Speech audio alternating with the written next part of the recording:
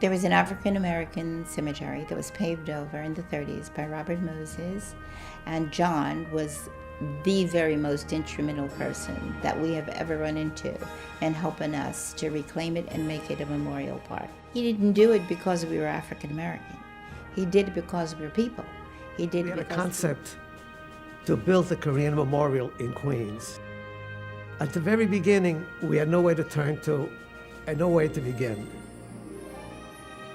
Once John Lowe got wind of it, he immediately went to bat for us. He tried to secure all kinds of funds from the My city, district, we had a problem with students being beaten up in a school. And I spoke to John about it, and he came in and he helped us and he worked with us.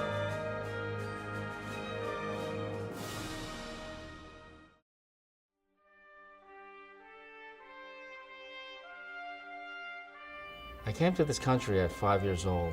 My parents wanted us to grow up American. I felt very lucky.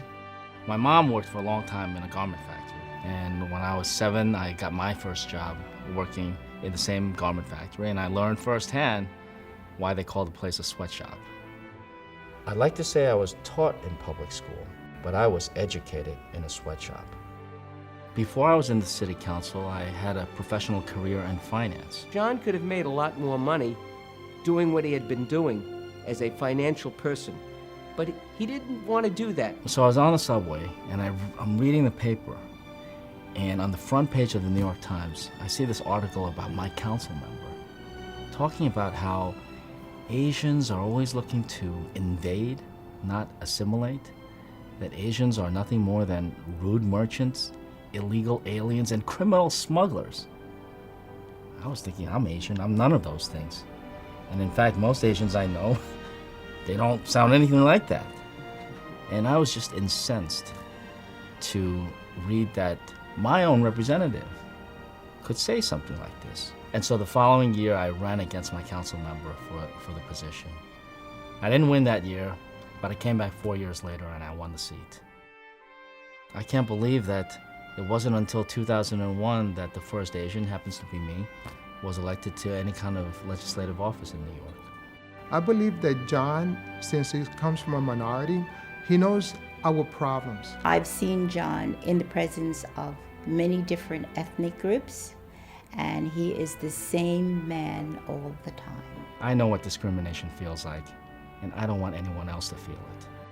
I remember walking home from school when I was in 2nd grade and seeing a couple of big kids at the end of the block just smiling at me out of the dozens of kids on the block just smiling at me, and as I approached them, they kept looking at me, and I was wondering what was going on until I got right in front of them. The both of them unloaded a mouthful of saliva in my face. We have people from every part of this planet, and that's what makes New York great. But we still have a problem in some of the schools.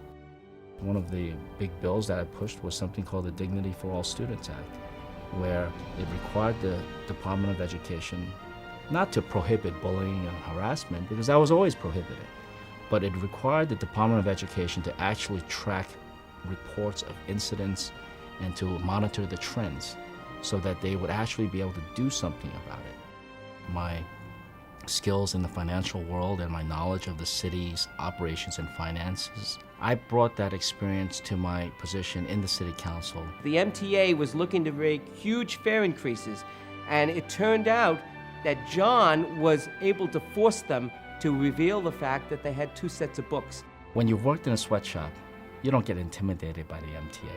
I found they had 2 sets of books. I called them to testify and save the people of New York millions of dollars. That money goes to schools, it goes to libraries, to hospitals, to senior centers, to you. John cares very much about people. He really, really does. John is very community-minded. He listens. No matter which community you live in, what country you come from, where you live in New York, he's speaking for all of us. John wants to be a controller for all of New York City. John believes everyone in the city deserves an equal shot. I want to improve people's lives. I want to make the city more accountable. I want to make sure everybody has the same kinds of opportunities that this city has afforded me. This city makes a promise with us. It doesn't matter where you or your parents came from. What matters is how far you want to go.